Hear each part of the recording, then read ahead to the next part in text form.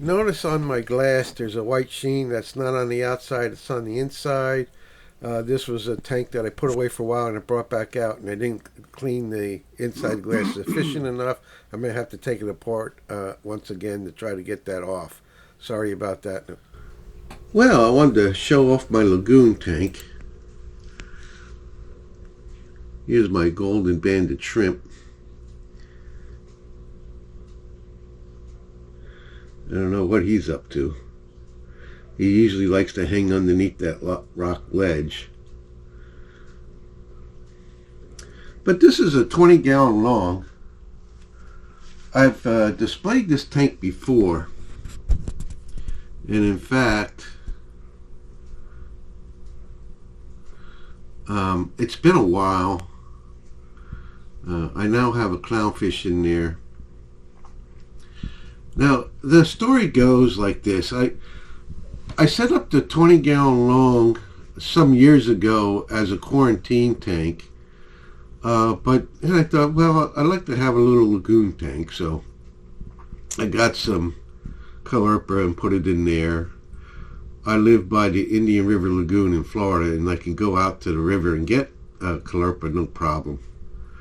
And so I did. And I also had a butterfly fish. And they did fine for, I don't know, a year or so. Just the one butterfly fish. And then that tank was about, it was an all glass. It was about 30 some years, maybe 40 years old, I think. Sitting in my shed, and I pulled it out, set it up, and it lasted about a year, and then it busted open at the seams, and water came coming out. I wasn't home. My wife tried to save the fish, but he didn't make it. And so I kind of put it aside for a while. Then I went ahead and I bought another 20-gallon long, the one you see now, and set it up as a quarantine tank and had that set up for a while. And then I took it down, and because I was out collecting tropicals in the Florida Keys, and then after I collected, I ended up taking the tank down and just putting it aside for a couple years. And that brings us to now. Now I decided to bring it back again, and I'm doing old school. So old school, I just had a fancy thought, why don't you do something a little different? Why don't you go old school like we used to do before most of you hobbyists even remember? And that is under gravel filters. So I have now crushed coral as the sand bed, or the substrate. Really not a sand bed, but I do have crushed coral there, and an under gravel filter with a very slow bubbler. I don't know if you can see it bubbling in the back. I have the up pipe kind of hidden. I don't like a high flow for under gravel filter. Low flow to almost no flow is best, actually. And so I've had this going for, I don't know, over a year, maybe two, and I really hadn't done a YouTube video about it at all.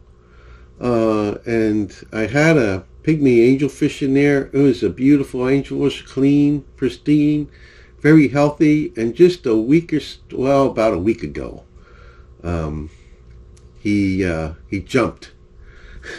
He jumped out of the tank. I was messing about with the tank trying to, I got some algal problems on the rocks, as you can see. And I was messing about trying to clean up a little bit. And he had, a couple of days later, he had jumped. And he dried up on the side of the tank. Once again, I was out of town. I travel for a living. So now I got a screen. So I put the screen on the tank so my fish wouldn't be able to jump out anymore. But my wife, she loves clownfish. I used to have clownfish years ago, and with me collecting in the Florida Keys, I kind of stayed away from clownfish. But I wanted to get a percolith clown or Ursulus clown, one of those uh, species that's very hardy and common. But I ended up getting this Clarkie. He's when I went to the store. Now I don't have a. That's not true. I was going to say I don't have a local fish store. I do have a local fish store. They moved out of town, but still they're not that far. But I never liked them. They just do things. I don't want to talk about what they do, but there's things about for when you have several different local fish stores, you usually have one that's your favorite. And anyway, this guy wasn't my favorite, and I would have to go either up to Daytona to there's several good fish stores up there, or I have to go to Melbourne, Florida, which is the other direction, to a good fish store down there. I just couldn't get to the local one. I wouldn't bother with the local one nearby. So I ended up getting a Clarkie at the Petco. This is not crazy, but anyway, all the Acylus and the false percolars, there were tons of them in the Petco, and they looked terrible. And they did not look healthy. They looked diseased. Clownfish are very hardy, and because of their scales and the mucus layer that they have, and they're very resistant to disease. So you have to be doing something really bad to have a tank full of diseased fish. So I couldn't really get what I wanted, but they did have this Clarkie in a different tank. And I just fell in love with him. He was adorable, and that coming from me, thinking my wife's gonna love this fish. And she named him Fidget, and he's taken to this caulerpa over here like it's a sea anemone. Sometimes if I give him mysid shrimp, they'll bring the mysid shrimp down and try to feed the caulerpa. I see there's a couple mushrooms there too, but he's really funny. I just picked up these zoanthids here this past week. I was out of town. I was up in Jacksonville, Florida, and there's several good fish stores up there. Actually, I got that one in Jacksonville. Excuse me, I'm getting over a cold. And there's my orange banded shrimp. He's been with me for several years now. He's been in this tank. I would say 2 years, not several, just 2. He was so small. I thought maybe when I bought him that maybe I bought him too small. He was a baby, and I thought, oh no, that's going to be hard. But he's grown up quite nicely, as tiny as he was when I first got him. And so this is a very, I set it up as a lagoon tank with some caulerpas, some softies, and an anemone, but a clownfish, So that's the oddball there, having a clown and lagoon tank. But it's a pretty tank, I think. I got this. These mushrooms have been in this tank for several years. There's no doubt about that. They were in the older tank, and they moved them into the new tank. And I just picked up this feather duster. Now I ended up buying this feather duster. Even though I can collect feather dusters in Florida quite easily, but I have to travel an hour or so, and I may even have the ability to get some feather dusters nearby. But he was nice, and I just picked him up. And then in the back, I got the bubble tip anemone, and I only had the clown for a week, and the bubble tip anemone for a week. I got them together.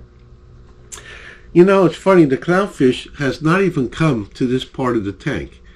For the first several days, he only came halfway away from that corner that he's favored, and now he's finally coming halfway across. And the other day I noticed he was very curious about the feather duster, but he didn't go all the way out to the feather duster, but so he's been further out, or further towards the right side of this tank, almost to the feather duster, but he hasn't gone towards the back where the sea anemone is. I don't even know if he's aware the sea anemone is in the tank. So he's been interesting. But I just wanted to talk a little bit about, what I was doing.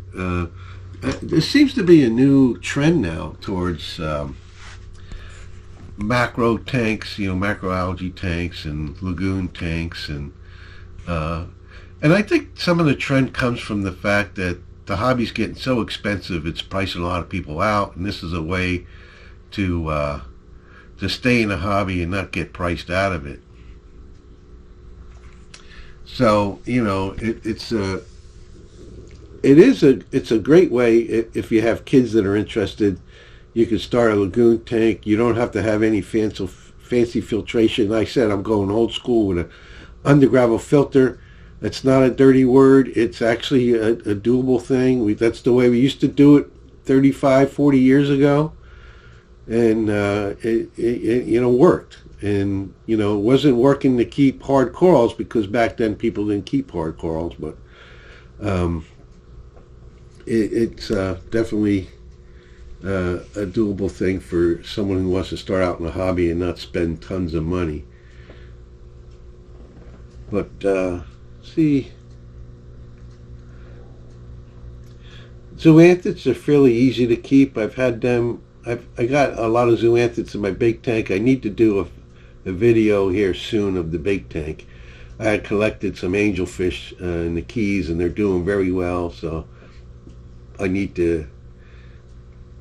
My big tank's 120 gallons, and I just wanted to do this tank right now and come back and do the other one. But anyway, yeah, lagoon tanks have become quite popular lately, and macroalgae tanks. I plan on going out to the river and seeing if I can get some blennies and some more macros of different species. But that'll become. I'm very happy right now with the look of this tank. Of course, there is some nuisance on the rocks. I'm not worrying about that so much, but I'll be dealing with that a little bit.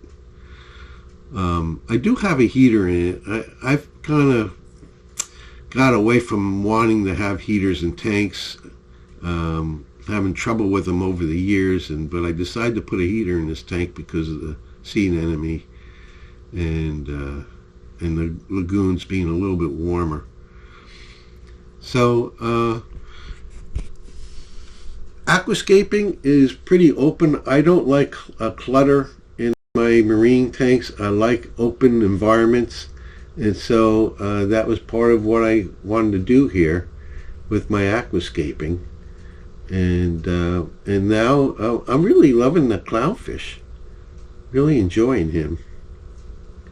So hopefully you guys enjoyed this, and I'll come back and speak to you again sometime. Thanks for watching.